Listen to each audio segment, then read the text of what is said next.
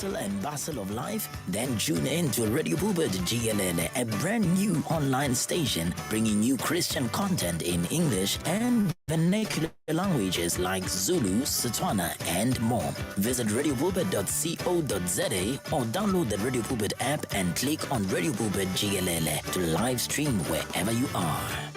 Give your faith wings. Explore life with 657 AM. 657 AM.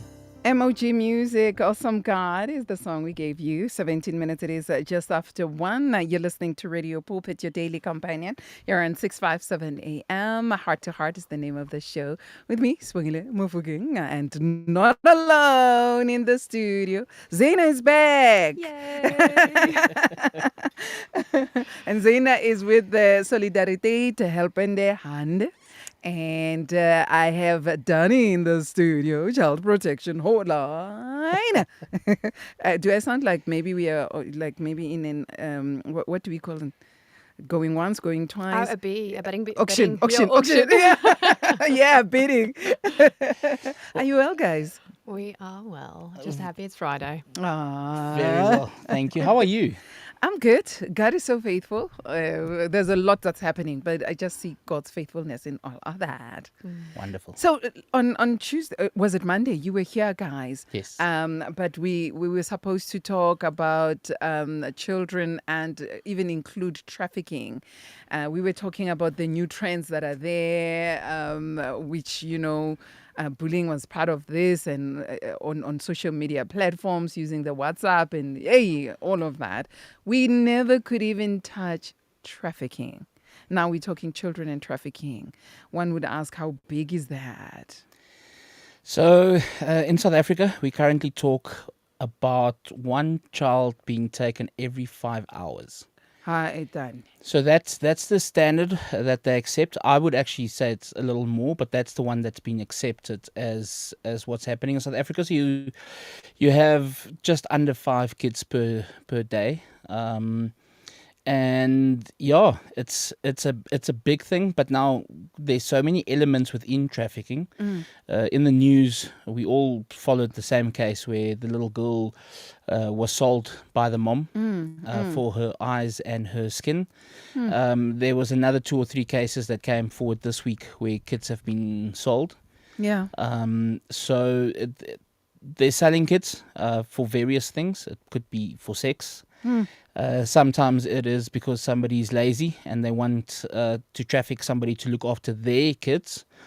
So kind of like trafficking a nanny or a full-time, let's call it a maid or a domestic helper or whatever you'd like to call it. Then the sangomas, where they sell body parts for muti and so forth, and then just the one where it's a lot of money. Where I'm going to ask something also, Danie, there on top of that. I remember a couple of years, I think it's 2-3 years back. Also, like there was a mention that even in the hospitals that happened. Yes. So what would happen is people will not register their child at birth. Okay. Because Home Affairs has paperwork there, but if you don't complete it, you've got a set amount of time within which you need to complete that paperwork to register a child with a name, surname, parents' details, etc. So they won't register a child, and then they will sell that child, and then the new mommy and daddy would then go register the child on their name and surname, because Home Affairs doesn't necessarily check in with every hospital to see if there's been a birth. Which kind of makes sense, because that would be a difficult one. I mean, not everybody gives birth at hospital. Not everybody is that privileged. Sometimes people give birth at home, etc. So you remember that story with the lady that was supposedly pregnant with 10 babies. And one of the things afterwards that they shared was that the plan was to sell some of those babies. So not register them, give them to somebody else, take the money, and then they register them from. So not from a proper adoption would be followed in this manner. No. Phew. All right. I know that we ladies now are afraid also to be proposed. So how much more about children who can be snatched? Have you dealt with such cases where families have lost a child, Zena? I'm lucky to say that I have not yet deal with that specifically, but I think we read a lot of it in the news. We see a lot of this on social media, missing children alerts. So I'm privileged to say no, but I know that Danie has much more stats regarding. I think there's much more happening than what our community knows about. I think there's so many cases that's not reported because either my child just went to visit the friend and he will probably come back home tomorrow, and tomorrow is too late because then that child was just trafficked. So I think there's a lot of cases that's not reported. I've actually got a question for you, Sibongile. Yeah. And something that me and Dana speak about often. Yeah. I sent her to, doesn't matter which shopping mall, but to a shopping mall the other day to pick up some of our print work for one of our projects. Yeah. And I was booked at an Afrikaans school, and I said to Dana, you know what, you don't have to join. You can go and pick up our printing. And then she sent me a message to say it felt like people were following her. So now my question to you is, have you ever felt followed? Now, obviously, ask Zane the same. But if Well, you with ever me, felt I've been tailored in my car. Oh, really? Yeah, not once. That has happened more than once. And would that be a fan of yours, a deranged fan? Or Not would that, even know who you that won't know? is. Okay. Yeah. Okay. And you? Has that happened to you before? Yes, various times. So I remember I was working in town, and I got a letter in my car. So I always parked my car in a specific parking area, and then I would walk to my office. And this one day, when I knocked off work, I got a letter in my car. I had a very cute nickname.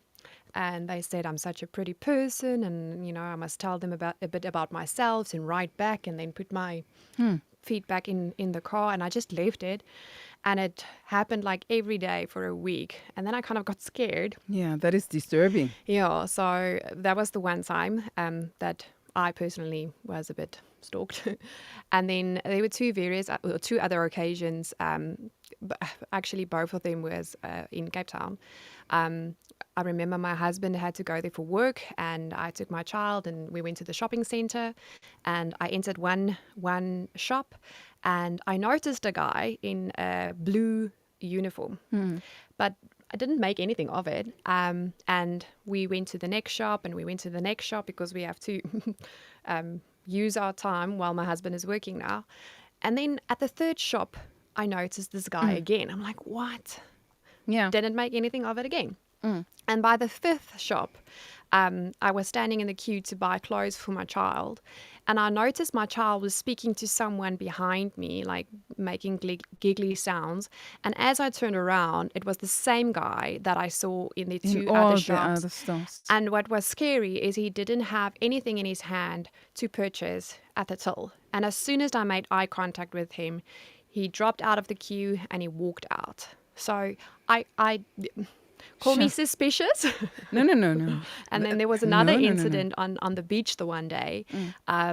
So a family member of mine and our children were playing in the splash of the water, and then there were two guys approaching us, the one coming from the left-hand side and the other one coming from the right-hand side. And the one was taking pictures of the other one. But ironically, while our children are in the space of him taking photos. And I told my family member, maybe we should just regroup our children and get them a little bit closer. And we watched these two men. So they passed on to different family members where the children are playing, and then the guy would stand behind the children and the other guy would take photos of them. So it looks like he's just taking photos of the guy, but in actual fact He was taking photos of the children. So we kept an eye on them, and they did this with 4 families. And I called my husband. I'm like, listen here, something is wrong.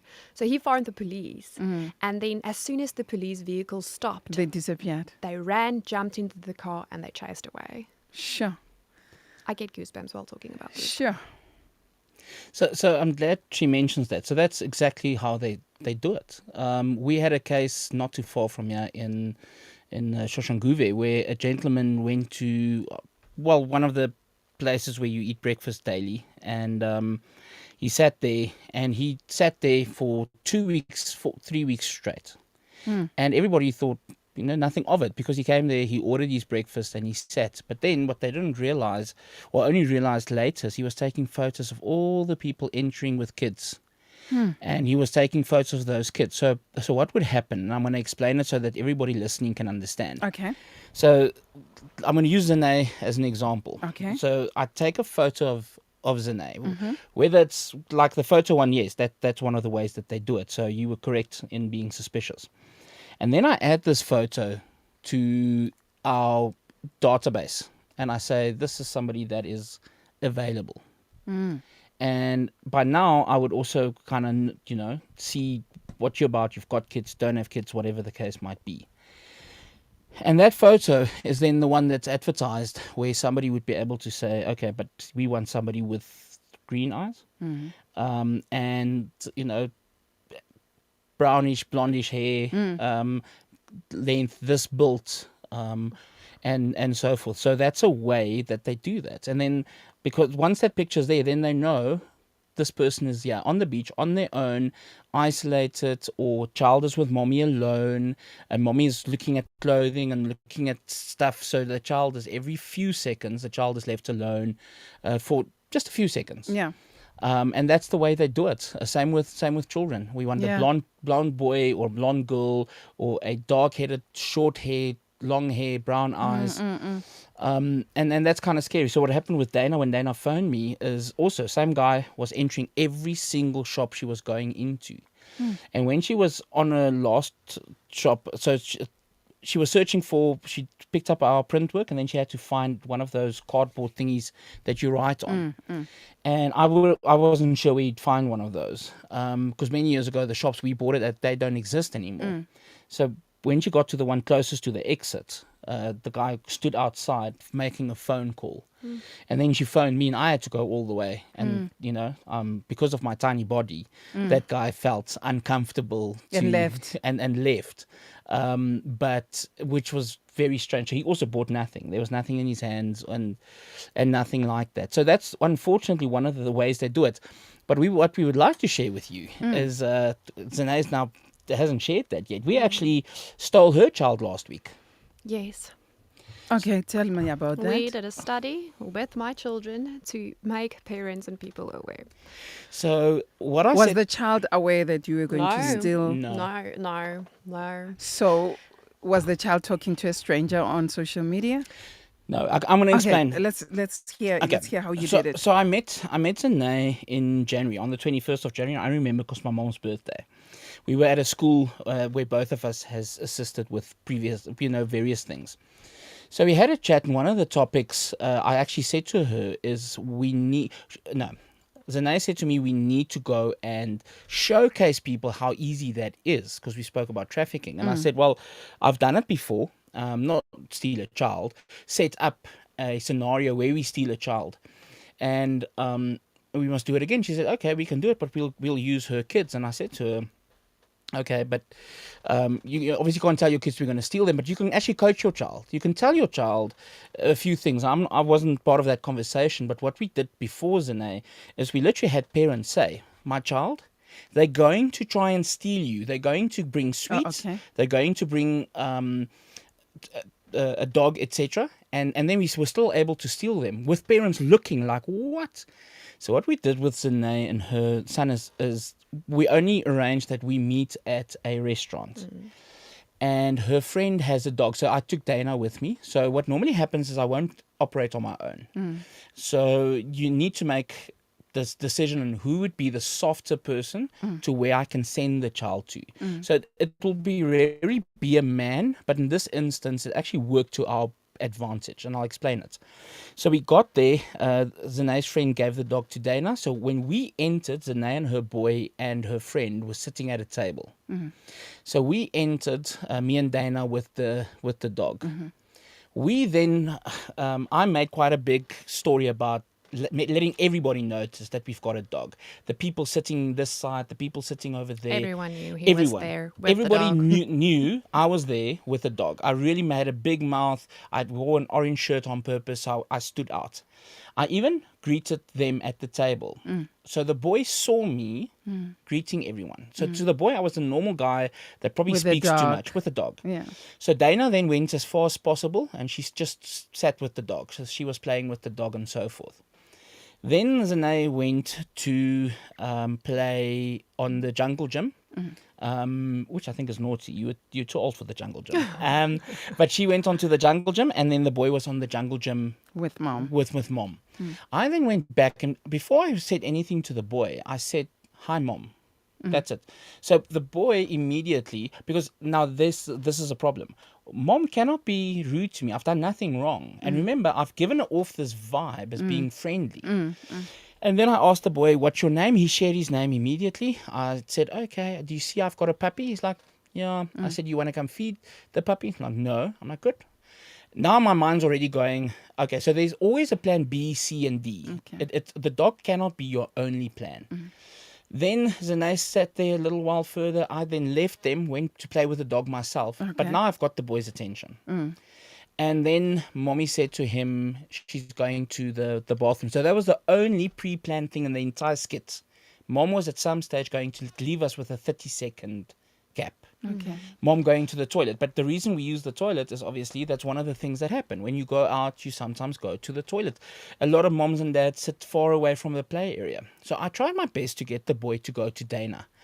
But he didn't want to know about that. He had two little action figures with him. So I asked him about the action figures. And then that got his attention. So he was telling me about the action figures. And then I told him, I don't actually know how this one thing on the jungle gym works. So he showed me how it works. And then I showed him the swing, and I said, I actually don't know how to do this. So he showed me. So now he's no longer seeing me as a stranger. I'm just somebody that's interested in what he's doing.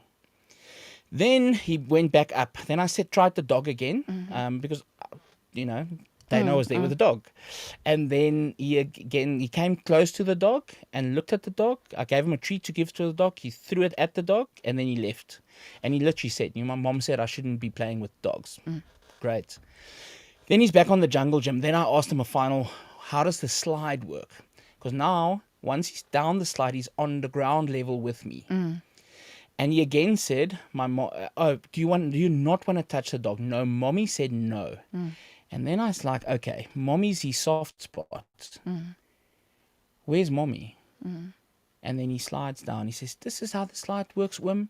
Mommy's in the toilet. I said, oh, no, mommy's not. Mommy's at my car because I've got more dogs in the car. He gave me his hand and we walked out.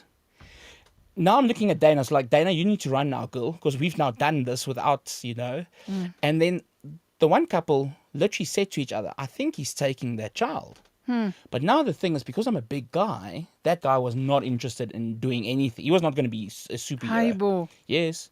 He literally said to his girlfriend or his wife, that guy's taking their child. And she said something in the line, I'm going to lie because now I'm moving quickly. Because obviously now my heart's racing because I've done this before, but now it's somebody that I know. And I really like Zane. She's amazing. And now we're going. And the wife said something like, you should do something. And he was like, nope. And now we're outside. Now, as I look back, this poor mom, her face says to me, I'm heartbroken. We took him to the car. He got into the car. But now Dana's in the car at the back with Papillon on her lap. Now he wants to play with the dog in the car. I wrote a children's book many years ago, so I also gave him a children's book. Now his mind is no longer at mommy. And then he asked me, where's mommy now? I said, oh, mommy's at the gates. And then I started the car, but then mommy's heart wasn't having it. I actually still wanted to drive around. No, I felt that was going to create more drama. And then mom was heartbroken, but I wasn't okay that night either.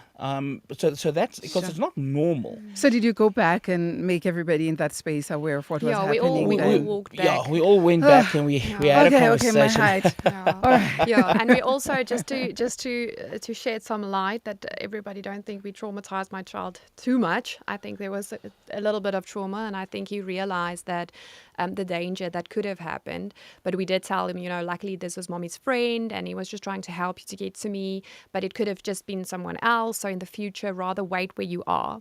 You see, because that's the thing. I'm a social worker, so I'm very alert with this stuff. I see this, I hear this, I read this. This is the world that we are living in, and I'm in a social worker's world. So I always tell my children, stay within reach with me. Don't run when we are in a shopping center. Don't try to hide for me underneath the clothes in the shopping center. Stay with me. And I tell them, there's people out there that we can't always trust, and we don't know how they look. They might look friendly. It's not always. But you don't know them. You don't know them. Yeah. But when a child is in this situation, and I've witnessed this myself now, they don't think of what mommy said you don't know him, he's not a safe person, because he's a child. They trust unconditionally. And this is a nice guy. Nothing about him gives me vibes not to trust him. He was okay to go because he wants to see his mom, and this guy is helping him. So what a nice guy. So in that moment, they don't always, especially with the younger children, they don't always remember what was said and the dangers that they can be in. So that is why we did this whole campaign. Like, even though you have the chat with your children, it's still your responsibility as a parent. Don't trust that your child is even okay in the play area. Don't sit in a restaurant in a smoking area far away. And most of the times, parents never even look. While your children is... They're like, no, he's playing. Yeah. They still have to move through bathrooms. They still have to move through the opening of restaurants. And it can happen like this. So that is the whole point of this thing. Like, yes, also, we need to protect them, but it's parents need to be vigilant. What saddened me the most is like even adults seeing what's happening and not doing anything about it. Well, I'm going to answer that. Yeah. And I think this is where the problem lies. The best, how do I say this nicely?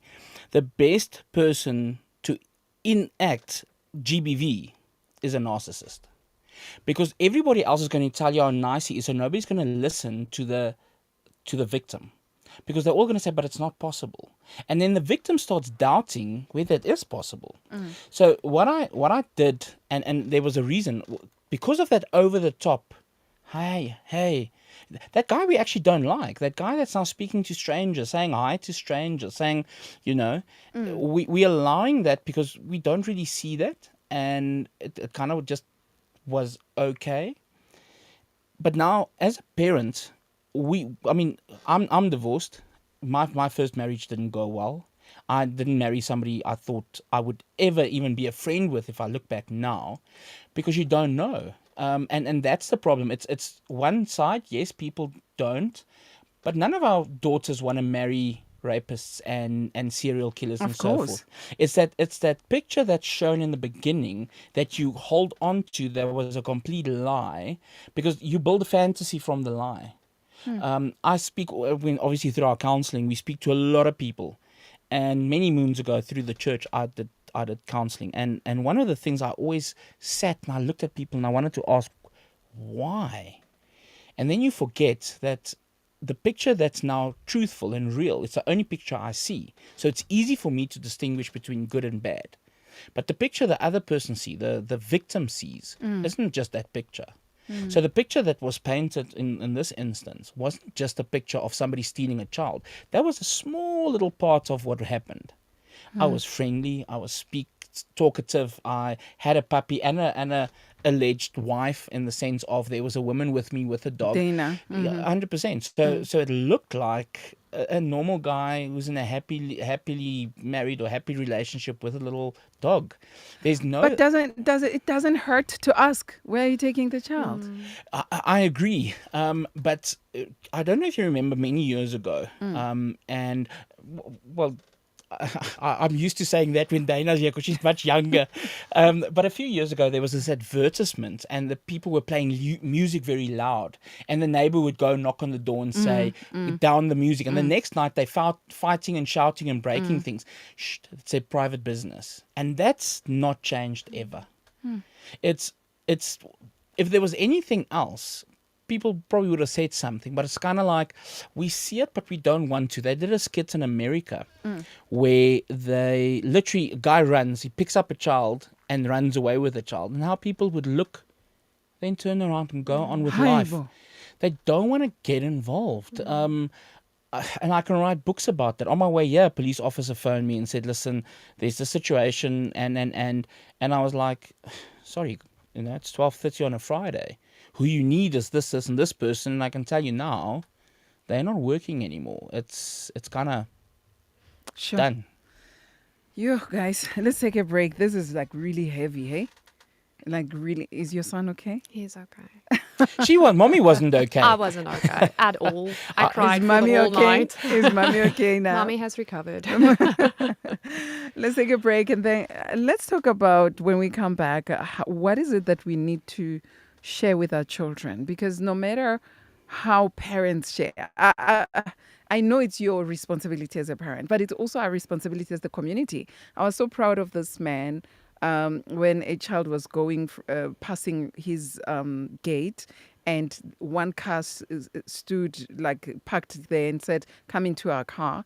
And then suddenly there was another car parked at the back saying, no, don't go. He's a human trafficker. Come in 2 hours. And then the old man came out and said, who are the both of you? And then They're said, working together. yeah, because if the child doesn't go to the other one, thinks the lady at the back is safe and they're working together. So the old man said, no, but you know me. I'm your neighbor. I know your father. And I'm going to tell him that you stand when cars talk to you. And he said, go home. I'm standing here. And you guys, I'm calling the police. And they all disappeared. Well done for that member. That community member Yes. did something about it, you know. But I have seen even in different what do you call them? In different videos on TikTok, on Facebook, on Instagram, where parents have taught their children don't go into a stranger's house, and yet the 12-year-old goes into the stranger's house. They meet with strangers at the park, and it could be the boogeyman. Alrighty then, let's take a break and come back. Talk about what do we say and how do we do it as a community together to make sure that our children are safe.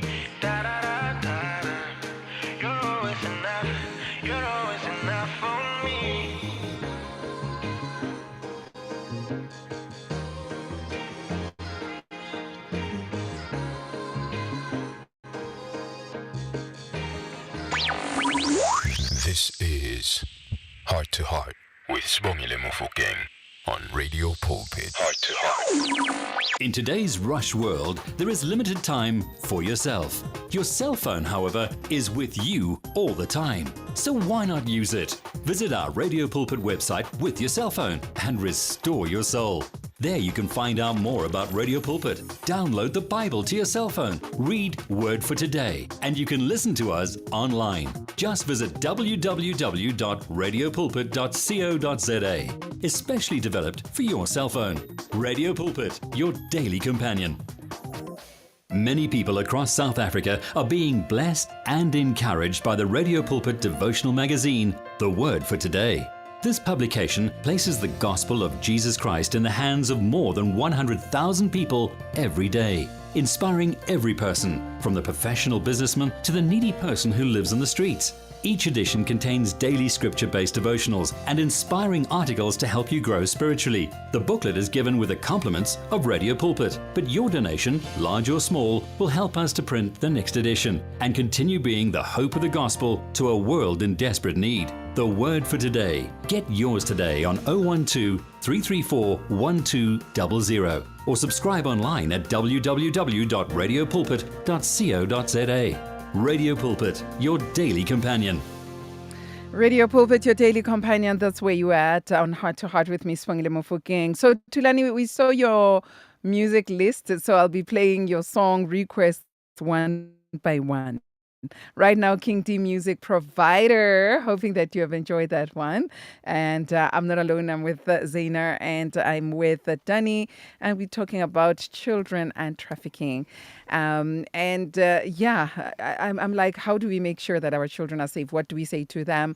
And Zane keeps on saying it's your responsibility as a parent to make sure that the child is safe. You are the one who should make sure that you can't leave the responsibility on the child, but you take care of the child yourself. And Danie, you say you got something on that? I do. And the sad reality is we need to make a decision early on. Do you want to have the friendliest child in the world and maybe on a missing child carton of milk one day?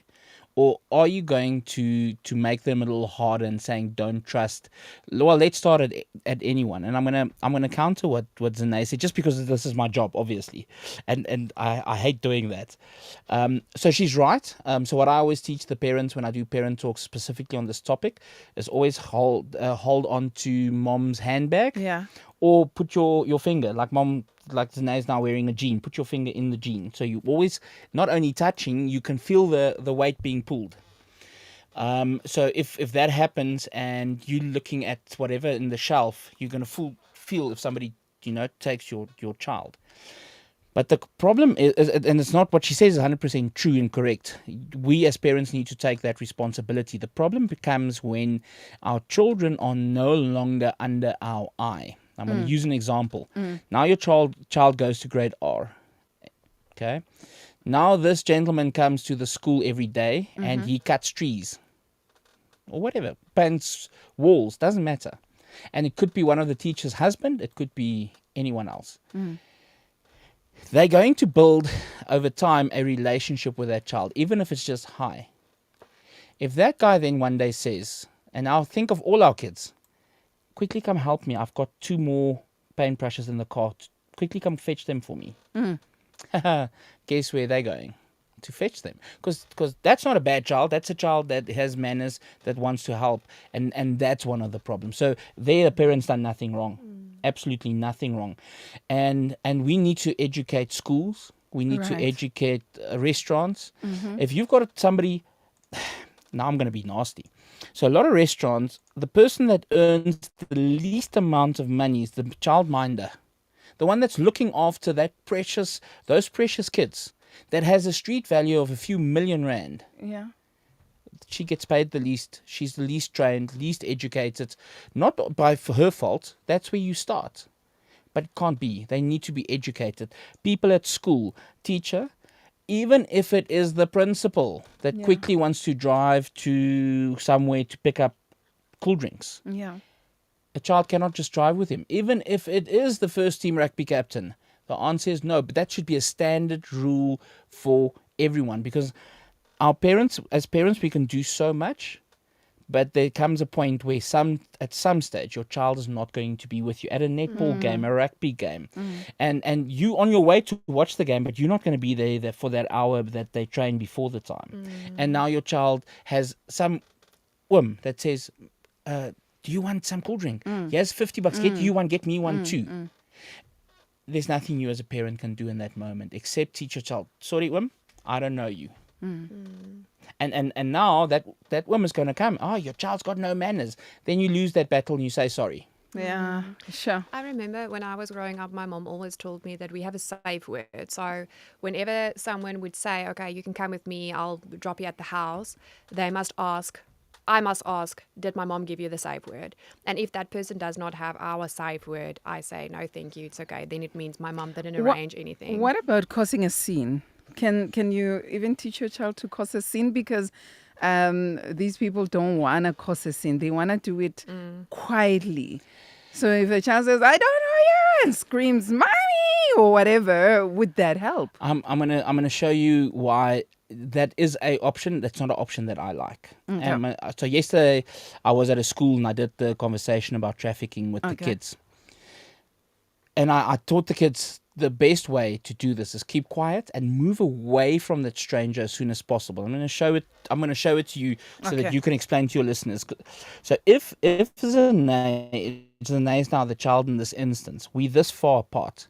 If I now try and speak to Zane and she moves half a meter away, she's another half a meter away from where I am. Okay.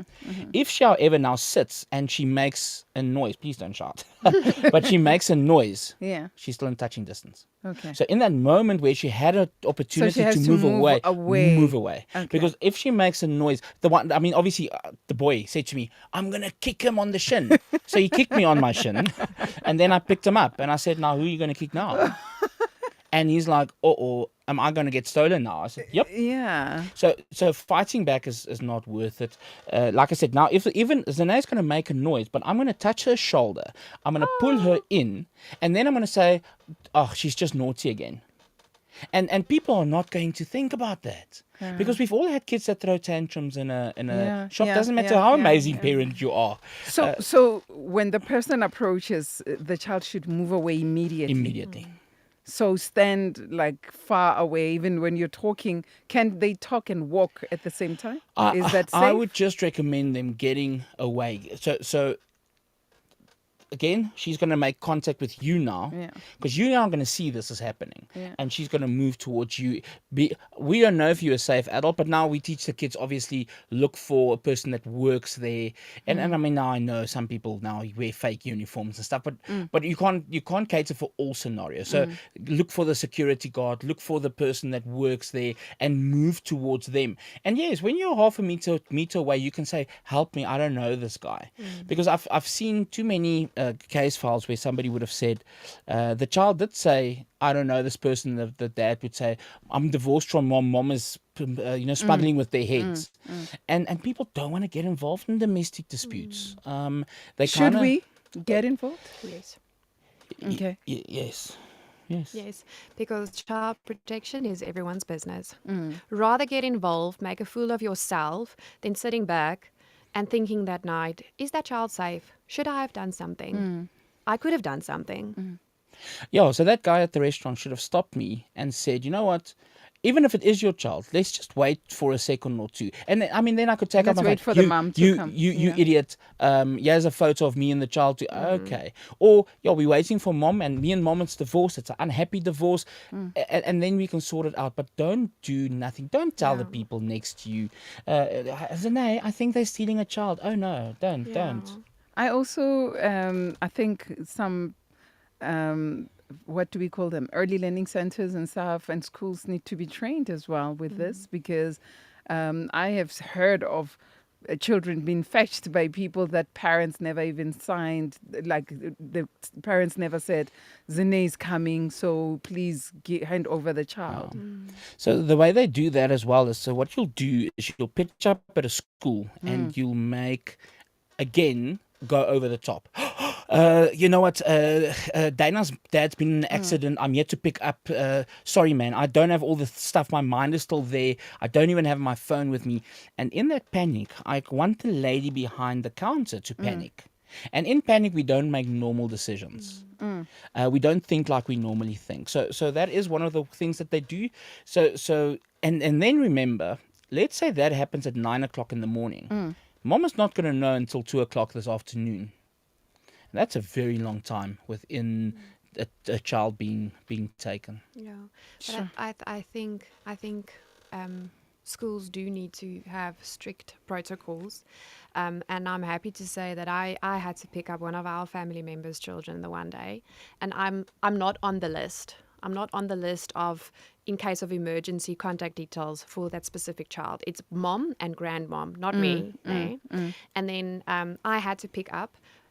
It was arranged, but not arranged with the school. So as soon as I got there, the child saw me and is like, hello. And then I'm like, I'm just here to pick him up. And then the school said, but no one arranged this with us. Just hang on a second. I just really want to phone the father or the mother. Yeah. I'm just going to check in if this is confirmed. So that was brilliant. Perfect. Yes. Perfect. But in some schools, they just hand over the child. Yes. Especially that the child said hello. Oh, he knows you. Ah. And especially the schools after school. So some of the kids stand in the streets. I mean, I was at a school the other day and we ended our talk quite late. We did a teacher training and we ended at 4 o'clock and some kids were still sitting outside waiting for their parents outside in the street. Outside the gate. So schools also need to leave open their schools so kids can wait on the inside. Yeah. No longer waiting outside. It's no longer safe. It hasn't been safe from a long time ago. Sure. Zena and Danie, thank you so much for highlighting these. What are your closing statements to the parents? Can we, as well as parents, should we also be quiet as when we realize our child is being taken there by the corner?